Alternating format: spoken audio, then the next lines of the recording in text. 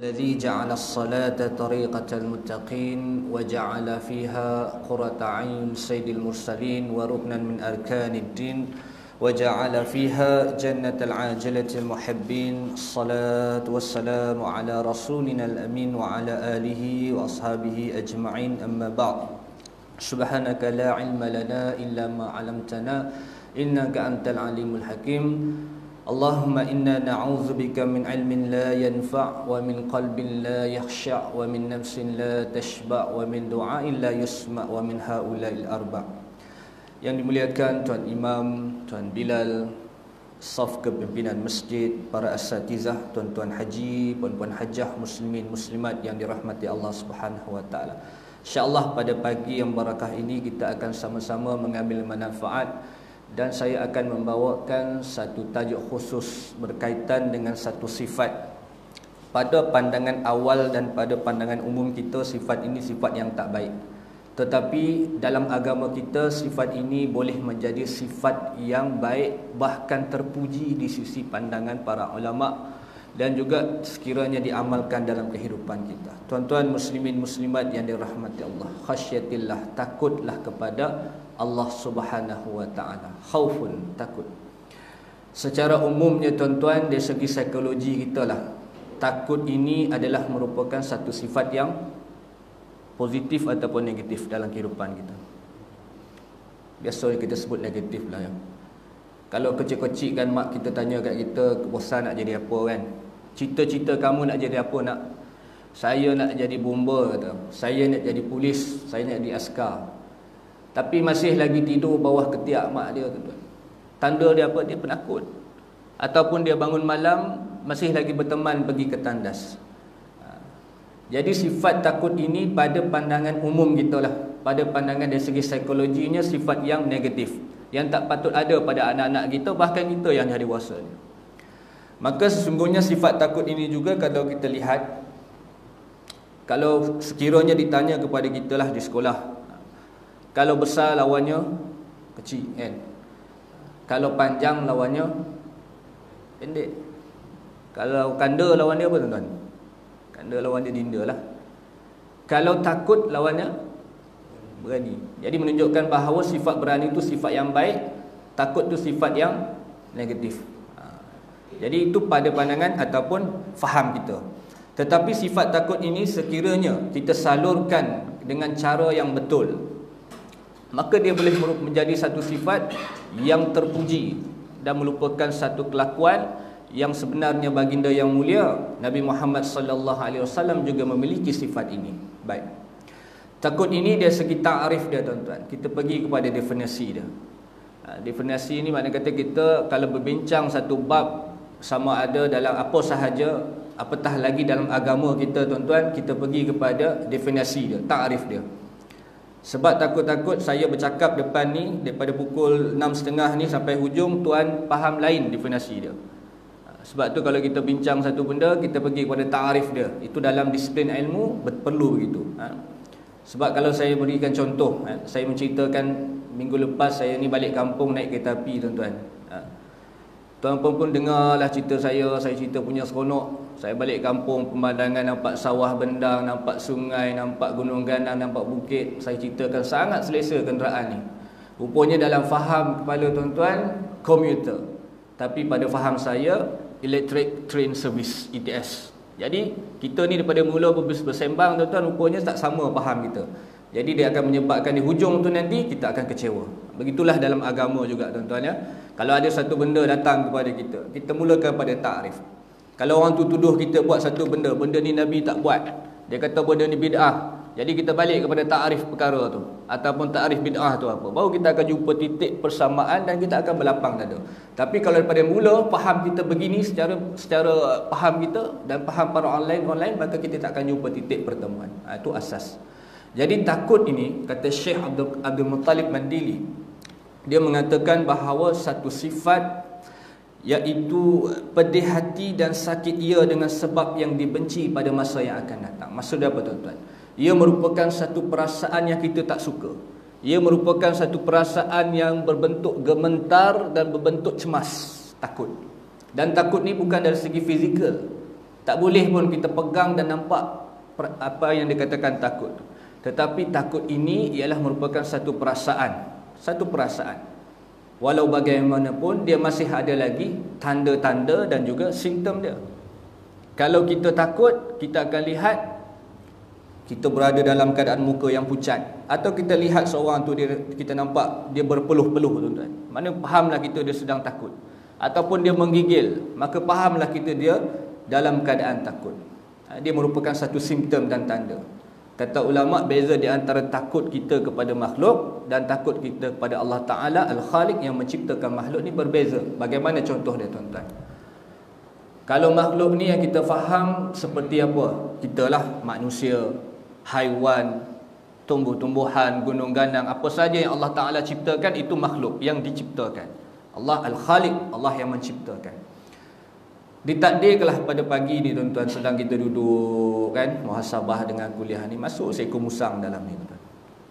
Saya percayalah, bukan Puan Hajah, tuan-tuan haji saja yang lari, yang duduk depan ni pun akan lari juga. Pasal benda tu benda binatang liar. Takut-takutlah dia tokak kita kan. Kalau tuan-tuan masih ingat di Sungai Buloh, satu masjid tu, ada seekor binatang tu, tuan-tuan masuk dalam masjid. Tuan-tuan ingat tak? Binatang apa, tuan-tuan? Hidung tak mancung, pipi tersorong-sorong tu kan. Binatang tu orang kampung panggil kerbau pendek. Tak nak dia sebut binatang tu, dia panggil khinzir, dia panggil. Tak nak dia panggil babi. Nampaklah tak islamik kan. Kalau sebut khinzir tu macam islamik sikit. Masuk binatang tu, dia masuk mensodol habis orang. Bertempiaran lari kita. Sebab apa? Takut kita kepada makhluk. Adalah solat sunat seorang dua tu ada yang kena sondol. Mudah-mudahan selamat dia sampai sekarang ni, sihat, tak ada kesan. Jadi nak cerita takut kepada makhluk ni, kita akan lari. Kalau kita ni pejabat kita, ketua jabatan kita ke, bosku kita ke ni, ada benda kita tak selesai dengan dia, kita nampak bayang dia pun kita dah lari, tuan-tuan. Kita dengar bunyi kereta, bunyi alam kereta dia pun kita dah cemas. Ni habislah kita kerja tak siap ni. Patutnya hari ni hantar. Itu kita. Jadi dengan makhluk ni kita akan lari. Dengan rimau pun sama, tuan-tuan. Tak ada orang makin dekat dengan rimau. Tetapi kata ulama, beza di antara takut kepada makhluk dengan berbezanya takut kepada Allah Ta'ala ini, semakin kita hampir kepada Allah Ta'ala, semakin kita dekat dengan Allah Ta'ala, semakin kita makin sujud dan tunduk rukuk pada Allah Ta'ala atas tikar sejadah. Begitulah beza di antara takut kita dengan makhluk dan takut kita kepada Allah Subhanahu Wa Ta'ala. Takut kepada Allah Ta'ala ini semakin hampir, semakin dekat kepada Allah Ta'ala. Takut kepada makhluk kita akan berbeza. Itu sangat beza perbezaan ma'rif ataupun perbezaan yang dikatakan takut kepada makhluk dan juga takut kepada Allah Ta'ala. Firman Allah Ta'ala dalam surah Fatir ayat 28, innama yakhshallaha min ibadihil ulama. Sungguhnya yang ditakuti oleh hamba-hambaku, yang ditakuti oleh di kalangan hamba-hambaku, kata Allah, adalah para ulama. Ulama, orang alim, Allah anugerahkan ilmu, pengetahuan. Mereka lah sebenarnya orang yang takut kepada Allah Subhanahu Wa Ta'ala. Itu di antara ciri-ciri orang yang takut kepada Allah Ta'ala, orang para alim ulama. Tapi pada hari ini kalau kita lihat, para ulama ni di mana kedudukan dia, tuan-tuan? Dan ulama ini bukan hanya bersandar kepada sijil semata-mata. Betul, disiplin ilmunya, kita nak mengaji setinggi mana itu yang terbaik. Tetapi sekiranya para ulama itu tidak menunjukkan ciri-ciri dia takut kepada Allah. Bila dia berkata, tidak berkata kepada perkara yang benar. Bila ada benda yang batil, dia sembunyi dan diamkan. Maka di manakah ciri yang takut kepada Allah? Kerana ciri-ciri yang takut kepada Allah ini, di antaranya adalah dia takut untuk melanggar perintah Allah Ta'ala. Dia nampak maksiat berlaku, dia tak tegur. Tetapi Allah sebut dalam surah Fatir, sesungguhnya yang takut kepada Allah Ta'ala itu di kalangan hamba-hambanya adalah para ulama. Para ulama yang paling takut dengan Allah Ta'ala. Tetapi kadang-kadang bila baca ayat ni, tuan-tuan, kalau salah baris pun dia boleh membawa maksud yang berbeza. Bila mana kita sebut innama yakhshallaha, bila mana kita tukar kepada innama yakhshallahu, maka dia akan membawa maksud lahan yang haram, maksud yang haram, yang qabih, yang buruk, iaitu yang ditakuti oleh Allah Ta'ala itu adalah para ulama. Allah pula yang takut para ulama. Maka hati-hati bila kita baca ayat Al-Quran. Kadang-kadang dia boleh bertukar baris, membawa kepada lahan yang haram.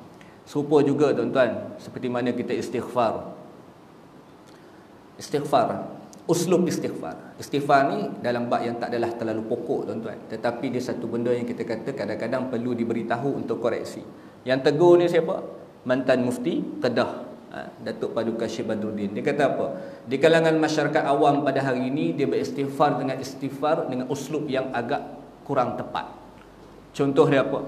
Kita subuh tadi kita istighfar, lepas solat kita istighfar. Astaghfirullahalazim allazi la ilaha illa huwal hayyul qayyum wa atubu ilaih. Biasa dengar kan? Sedap dah tu ustaz, apa lagi yang salahnya? Dah 30 tahun, dah 40 tahun dah kita istighfar tu. Apa kata mufti? Astaghfirullahalazim allazi la ilaha illa huwal hayyul qayyum wa atubu ilaih. Salah ada di mana tuan-tuan?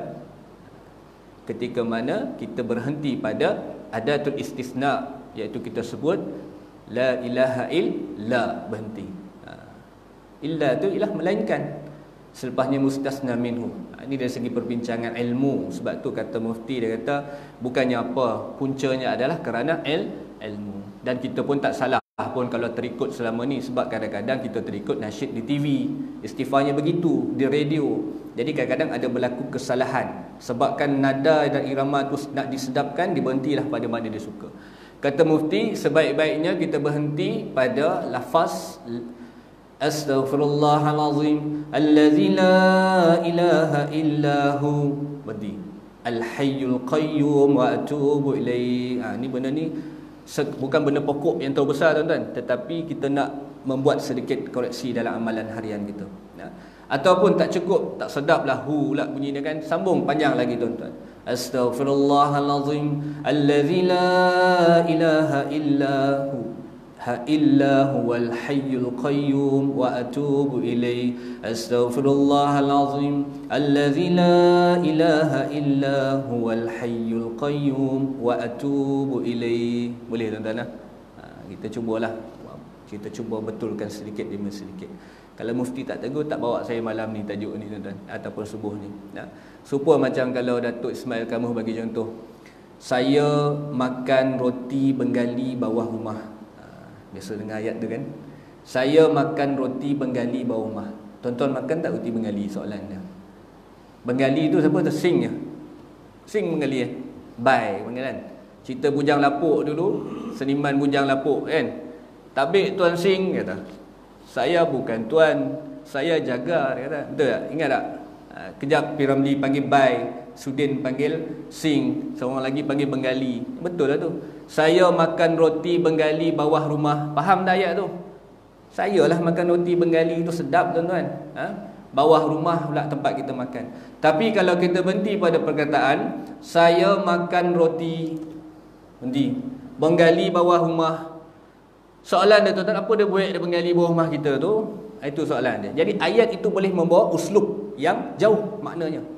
Jadi kita perbetulkan seperti istighfar tadi, itulah dia. Saya makan roti Bengali bawah rumah, clean and clear. Faham maksud dia. Saya lah yang makan roti Bengali bawah rumah. Bukannya saya makan roti pada masa yang sama Bengali ada bawah rumah saya. Jadi dia membawa maksud yang lain. Jadi begitulah. Istighfar pun begitu. Itu selingan tuan-tuan. Baik. Kemudian Nabi SAW declare kepada ummah. Kata Nabi, ana akhwafukum lillahi ta'ala. Ini pengakuan Nabi. Kata Rasulullah SAW, akulah orang yang paling takut kepada Allah Ta'ala di kalangan kamu. Siapa yang paling takut kepada Allah Ta'ala di kalangan kita ummahnya? Rasulullah SAW. Dia bagi tahu, akulah yang paling takut di kalangan kamu kepada Allah Ta'ala. Kemudian disebut dalam hadis yang lain, wallahi inni la akhsyakum lillahi wa atqakum lahu. Demi Allah, Nabi bersumpah, sesungguhnya akulah yang paling takut dan paling bertakwa di kalangan kamu kepada Allah. Ini dalil tu. Sifat takut rupanya sifat yang terpuji, sifat yang baik, sifat yang positif, dan menyanggahi faham kita pada awal tadi dari segi psikologinya. Takut ni benda yang tak baik, takut ni benda yang negatif dan sebagainya. Rasulullah mempunyai sifat yang takut, tetapi dalam konteks khasyatillah, takut kepada Allah, bukan kepada makhluk. Yang kita takut kecil-kecil tu, takut pada jin lah, takut pada hantu raya lah contoh. Kita faham gitulah. Takut pada kegelapan. Takut ni pun banyak tuan-tuan. Saya sempat bagi tadi, ingat nak bawa tajuk takut ni, saya google sikit lah. Rupanya takut ni ada 500 jenis ketakutan dalam dunia ni tuan-tuan. Ketakutan ni selingan 500, banyak tak takut kita ni tuan. Patutlah jadi penakut pasal banyak takut. Yang dipanggil fobia, kita rasa benda tu ada benda kita tak boleh berhadapan dengan benda tu. Takut tempat tinggi, betul. Takut dalam gelap, ada istilah dia. Tuan-tuan pun tahu tu. Tapi saya nak petik ada beberapa istilah ataupun 21 fobia yang aneh, saya sebut beberapa perkara je. Di antara dia panggil sebagai glowphobia. Takut kepada belon. Pernah dengar tak? Ada setengah orang ada glowphobia, dia takut kepada belon. Dia letakkan belon, dia takut. Takut pecah, dia takut belon tu macam mana, tahu kat kepala dia tu kan. Jadi pelik, aneh. Manusia ni takut sampai benda yang aneh. Dia sebut lagi catophobia, takut kepada cermin. Tak nak dia tengok cermin, nampak cermin dia takut, dia paling. Dengan faham setengah orang bahawa cermin tu boleh membawa sial dan sebagainya. Ada tuan-tuan, manusia dalam dunia ni dia ada takut, rasa takut pada cermin. Deceit ataupun decidophobia, iaitu takut untuk memberikan keputusan. Kita dilantik jadi AJK, buat keputusan, tak nak dia buat keputusan dia, takut dia. Sebab apa dia? Bila ada satu keputusan, saya ingat dulu dia kata, dulu waktu 20 tahun dulu saya ada buat keputusan yang salah. Dia pernah buat kesilapan yang dulu, sebabkan kesilapan dia tu menyebabkan akibat yang buruk. Hari ni bila mana suruh buat keputusan, dia tak boleh buat keputusan. Kita dan keluarga tak boleh buat keputusan untuk keluarga kita. Kita sebagai pemimpin masyarakat tak boleh buat keputusan untuk masyarakat kita. Jadi ini mungkin adalah merupakan takut-takut yang pelik yang disebutkan. Dan juga seperti mana heliophobia, takut kepada cahaya matahari. Takut kepada cahaya matahari ni dia berkurung dalam rumah. Orang bagi jolokan sebagai vampire, duduk dalam rumah. Ada tuan-tuan, ada setengah manusia dia suka nampak cahaya kat rumah dia tutup tingkap, tak tahu kenapa. Itu perasaan dia, perasaan takut. Nak ceritakan banyak sungguh rasa takut manusia ni, sehingga pada hari ini kita menyebabkan kita takut kepada semua. Termasuklah takut kepada benda-benda yang tak sepatutnya kita takut, yang boleh membawakan kepada syirik kepada Allah Ta'ala. Dalam sebuah hadis Nabi SAW, kait dengan hadis yang kita baca yang kedua tadi, yang Nabi bersumpah dengan nama Allah, sesungguhnya aku paling takut dan paling bertakwa di kalangan kamu. Satu hari datang 3 kumpulan, berjumpa dengan isteri-isteri baginda yang mulia Nabi Muhammad SAW. Untuk apa tuan-tuan? Mereka nak bertanyakan tentang ibadahnya Rasulullah SAW. Dia nak tanya tentang ibadahnya Rasulullah SAW. Sebab apa tuan-tuan? Dalam kehidupan kita ni, yang kenal kita ni siapa tuan-tuan? Yang kenal kita ni, baik buruk kita, susah senang kita ni siapa tuan-tuan? Isteri kita yang takut, ataupun yang kenal kepada kita ni. Dia tahu kekuatan dan kelemahan kita. Dia tahu perancangan kita. Dia tahu jatuh bangun kita tuan-tuan. Berkongsi bantal yang sama, bermimpi-mimpi yang sama, nak bina rumah tangga sampai anak ke cucu. Isteri kita tuan-tuan yang paling kenal kita. Saya nak kait dengan hadis tadi. Mereka jumpa dengan Nabi untuk apa? Kenapa tak jumpa para sahabat? Bukankah sahabat sentiasa dengan Nabi? Isteri Nabi lebih daripada para sahabat.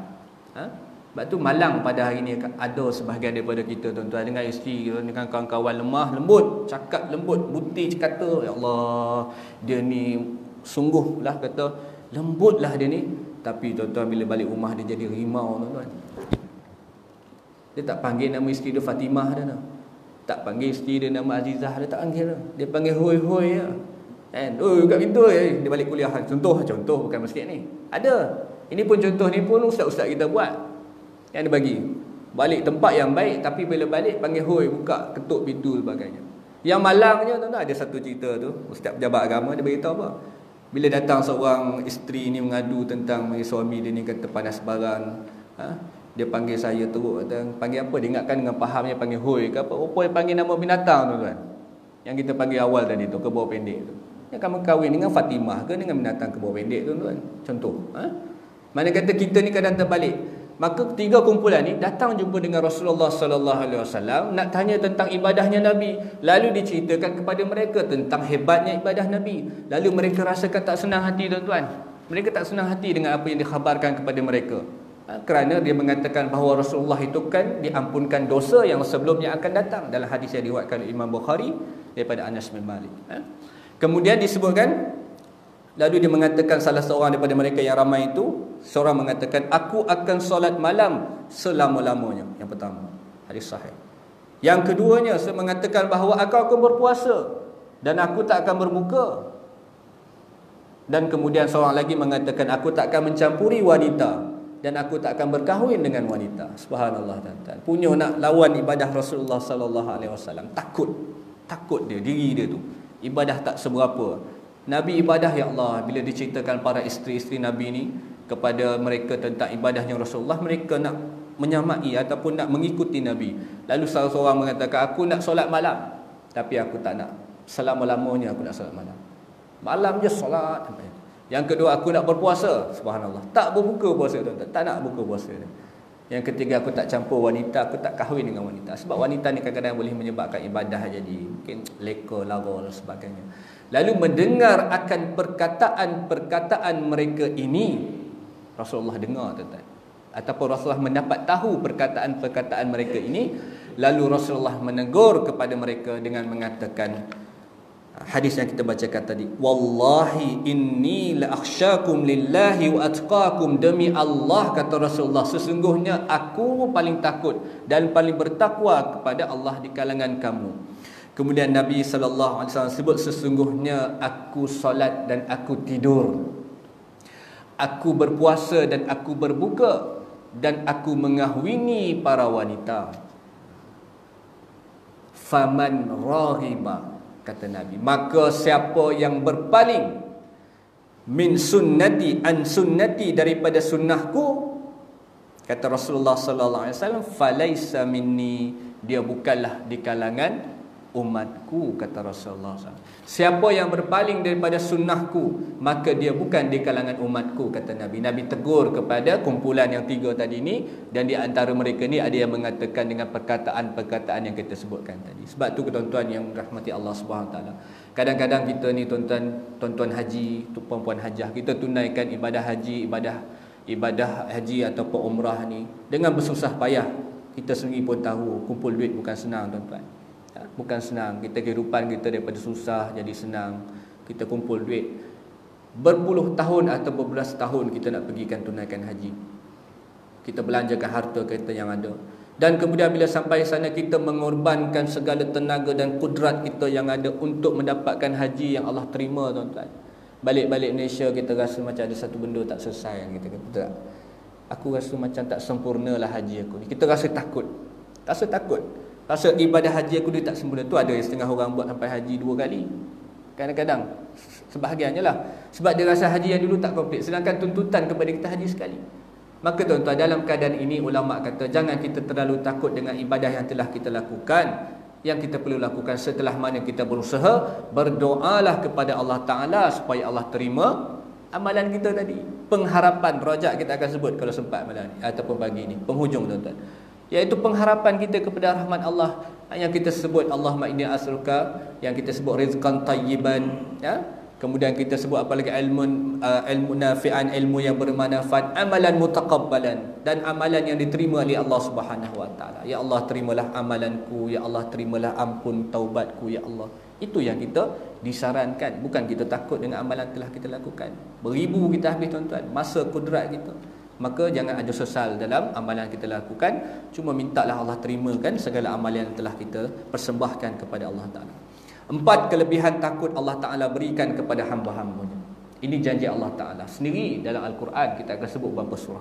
Yang pertama, Allah Ta'ala akan kurniakan hudan ataupun petunjuk ataupun pimpinan kepada orang yang takut kepada Allah Ta'ala. Yang pertama. Yang kedua, Allah akan kurniakan rahmat.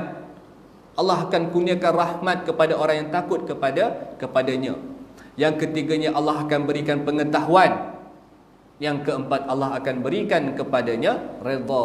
Dan itu yang paling penting dalam kehidupan kita, tuan. Saya ulang, siapa yang takut kepada Allah, khasyatillah, maka Allah telah menjamin mereka semua di dalam Al-Quran dengan menyebutkan Allah akan berikan petunjuk, pimpinan ataupun hudan. Allah akan berikan yang dikatakan rahmat. Allah akan berikan yang dikatakan pengetahuan. Yang keempatnya, Allah akan berikan yang dikatakan redanya. Firman Allah Ta'ala yang pertama, Allah sebut dalam surah Al-A'raf, hudan wa rahmah. Mula ayat tu, hudan wa rahmatul lil ladzina hum li rabbihim yarhabun. Allah berikan hudan, petunjuk. Allah berikan rahmah yang kita sebutkan tadi, lil ladzina hum li rabbihim yarhabun, iaitu bagi mereka yang takut kepada Tuhannya. Nampak? Yang pertama, janji Allah Ta'ala. Takut dalam arti kata apa tuan-tuan? Kata ulama, takut syarahnya itu iaitu takut daripada melakukan dan melanggari perintah Allah Ta'ala. Allah akan berikan hudan, petunjuk, pimpinan. Allah berikan rahmah. Yang pertama dan yang kedua. Yang ketiganya, Allah kurniakan pengetahuan. Ayat yang kita bacakan pada awal tadi, innama yakhshallaha min ibadihil ulama. Yang takut kepada Allah Ta'ala ini di kalangan hamba adalah para ulama. Ulama ni orang alim, orang yang ada ilmu. Allah berikan ilmu yang bermanfaat. Allah berikan ilmu tu menjadi ilmu yang berkat, disampaikan kepada orang, diamalkan. Ilmu yang sangat bermanfaat. Siapa yang takut kepadanya, kepada Allah, Allah berikan ilmu, iaitu para ulama. Itu janji Allah Ta'ala. Dan yang keempatnya, yang kita nak dalam kehidupan kita tuan-tuan, kadang-kadang kalau dalam grup WhatsApp kita ni, kita berhajat sungguh. Bila orang hari jadi, kita pun doalah dekat dia, semoga tuan, keluarga tuan selamat dunia akhirat dan sentiasa dalam redha Allah Subhanahu Wa Taala. Itu juga doa yang nak orang kita doa pada diri kita. Nak orang doa semoga kita dikurniakan redha oleh Allah Taala. Betul tuan-tuan? Itu yang KPI kehidupan kita tu, redha Allah Taala. Janji Allah dalam surah Al-Bayyinah kita biasa baca, radhiyallahu anhum wa radu anhum dzalika liman khasyiya rabbah. Allah redha kepada mereka dan mereka redha kepada Allah, dzalika liman, dan itulah khasyiya rabbah, mereka yang takut, khasyiya rabbahu, yang takut kepada Tuhannya. Betul tak? Allah janji. Allah redha kepada mereka dan mereka redha kepada Allah. Bagaimana hamba nak redha kepada Allah? Iaitu dengan mensyukuri nikmat yang telah Allah berikan kepada mereka. Maka itulah tanda redha manusia kepada Allah Ta'ala. Bahkan Allah redha kepada mereka, zalika liman khasya rabbah. Kita baca surah Bayyinah ni, kerap kali kita baca, tapi bila kita jarang bertadabbur, fahamkan maksud dia, maka kita tak jumpa. Iaitu satu ganjaran, balasan yang baik, yang sangat terpuji yang Allah nak berikan, iaitu KPI dalam kehidupan kita tuan-tuan. Allah kurniakan kepada kita, iaitu redhanya. Baik, tuan-tuan muslimin muslimat yang dirahmati Allah Subhanahu Wa Taala, dua cara untuk kita mendapatkan takut Allah Taala ini tuan-tuan. Setelah kita bacakan tadi ta'arif dia, kemudian kita bacakan lagi tadi beberapa dalil dan beberapa contoh tentang takut kepada Allah Taala, kisah yang disebutkan dalam hadis-hadis Nabi sallallahu alaihi wasallam. Jadi bagaimana kita beramal? Ulama beri dua cara tuan-tuan untuk kita beramal untuk mendapatkan rasa takut kepada Allah Ta'ala. Yang pertamanya, iaitu dengan menambah ilmu pengetahuan. Ini ulama bagi cara, tips untuk takut kepada Allah. Untuk menambah, iaitu dengan cara menambah ilmu pengetahuan, iaitu dengan mengenali akan sifat Allah Subhanahu Wa Ta'ala. Kita ni daripada kecil tadika, tanyalah anak cucu kita tadika, boleh tak dia nyanyi nasyid sifat 20? Boleh. Allah wujud qidam baqa mukhalafatuhu lil hawadisi qiyamuhu bi nafsihi wahdaniyah qudrah iradah ilmun hayyun sama' basar kalamun qadiran muridan aliman hayyan sami'an basiran mutakallima. Hafal tak tuan-tuan? Hafal. Kecil lagi, tanyalah budak tadika, masuk sekolah dah hafal, menengah hafal, tapi faham tak dia sifat Allah ni?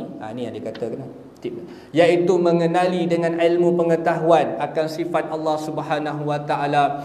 Kalau kita baca Allah ini bersifat sama, Allah ini maha mendengar, pendengaran Allah ini tak sama dengan pendengaran makhluk.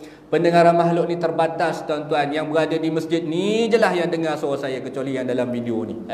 Dan mustahil bagi orang yang berada di Taman Pelangi sana dengar apa yang saya ucap di sini. Kerana apa? Pendengaran manusia terbatas. Tetapi pendengaran Allah Ta'ala tiada terbatas. Tuan-tuan berbisik dalam hati, tuan-tuan berbisik di belakang, kita bercakap di sana sini, Allah maha mendengar. Bila mana kita yakin dengan ilmu kita bahawa Allah ini bersifat dengan sifat sama, maka mustahillah mulut ni tuan-tuan nak bercakap benda yang Allah murkai. Mustahillah mulut ni nak mencarut Mustahillah mulut ni nak fitnah, mustahillah mulut ni nak membawang dan sebagainya, tuan-tuan. Sebab benda tu kita yakin setiap yang keluar daripada butir mulut kita dan daripada hati kita ni, Allah Maha mendengar. Itu cerita dia. Itu cerita. Yang keduanya, iaitu mengenali dengan ilmu pengetahuan kita akan keagungan Allah Ta'ala. Kita yakin dengan kebesaran Allah Ta'ala. Allah yang menciptakan hidup, Allah yang menciptakan mati, Allah yang menciptakan syurga, Allah yang menciptakan neraka, dan Allah juga yang telah menetapkan siapa Allah nak masukkan orang tu dalam syurga, siapa orang-orang Allah nak masukkan dia dalam neraka, telah diketahui oleh Allah Subhanahu Wa Taala. Maka takutlah kita, tuan-tuan. Ya? Maka Allah ciptakan manusia dengan roh, makhluknya dengan roh yang banyak. 5 roh, tuan-tuan. Allah ciptakan roh manusia, betul? Allah ciptakan roh malaikat, Allah ciptakan roh jin, Allah ciptakan roh haiwan, Allah ciptakan roh iblis dan juga syaitan. 4 roh akan kekal, 1 roh akan binasa. Kata ulama, roh yang binasa itu roh haiwan. Adapun roh yang lain, manusia, jin, malaikat, iblis dan syaitan, itu kekal selama-lamanya. Habis yang mati jasad dia saja, tuan-tuan, yang hancur. Roh dia kekal sehinggalah pada hari yang telah ditentukan oleh Allah Subhanahu Wa Taala. Maka beruntunglah di kalangan hamba-hambanya, roh-roh di kalangan manusia, sebahagiannya Allah masukkan dalam syurga, sebahagiannya Allah campak dan seret dia dalam neraka. Sebahagian roh jin Allah masukkan dalam syurga, dan sebahagiannya juga dimasukkan dalam neraka. Tetapi syaitan dan iblis telah dijanji dilaknat Allah Ta'ala, khalidina fiha abada, kekal dia selama-lama dalam neraka, tuan-tuan, tak keluar dah. Janganlah kita diikut-ikutkan syaitan, tuan-tuan. Dia nak ajak kita tu janji dia, kita lah kadang-kadang terpengaruh. Waliyazubillah min zalik. Maka beruntunglah mereka yang berada dalam syurga. Mereka akan berada dalam syurga dengan nikmat di dalam syurga buat selama-lamanya. Makan dan minum di dalam syurga selama-lamanya. Mewah dia di dalam syurga selama-lamanya. Berjalanlah dia di dalam syurga selama-lamanya. Maka beruntunglah ya Allah, orang-orang yang telah dikurniakan syurga oleh Allah Subhanahu Wa Taala. Itu yang pertama, tuan-tuan. Tips yang kedua untuk menghadirkan rasa takut kepada Allah Ta'ala ini, iaitu memandang kepada contoh orang-orang yang bertakwa dan juga yang soleh. Itu je 2 cara dia. Kita dalam kehidupan kita, tuan-tuan, nak jadi usahawan yang berjaya, carilah tokoh usahawan yang berjaya. Jangan cari tokoh usahawan yang tak apa-apa, tuan-tuan. Dialah idola kita. Dengan kita meletakkan dia sebagai contoh, idola dan ikutan kita, walaupun kita tidak seberjaya dia, mungkin kita tidak menjadi milioner seperti dia, tapi sekurang-kurangnya kita berusaha ke arah menjadi usahawan yang berjaya. Maka kata pengarang kitab ini, ikutlah kepada orang-orang yang bertakwa, orang yang soleh, para ulama, dengarlah perkhabaran mereka, lihatlah amalan mereka, maka kita juga akan rasa takut. Seperti mana seorang anak kecil yang tak takut kepada ular. Tak takut dia kepada ular. Sebab apa dia tak takut kepada ular? Kerana dia tak tahu bahawa ular itu berbisa dan ular itu boleh membinasakan. Betul. Anak-anak kecil nampak ular macam cacing. Sebab tu kadang-kadang dia acah-acah dia tu kan. Kena ular kapak, tuan-tuan. Saya kecil-kecil dulu main dengan ular kapak. Habis dia marah mak menakan dia. Rupanya ular. Kita tak tahu kan. Dia kata kuda kayu sungguh ni ular ni, ular kapak kena sekali. Padahal kita ingat kan main-main je. Tetapi bersalahan dengan si ayah.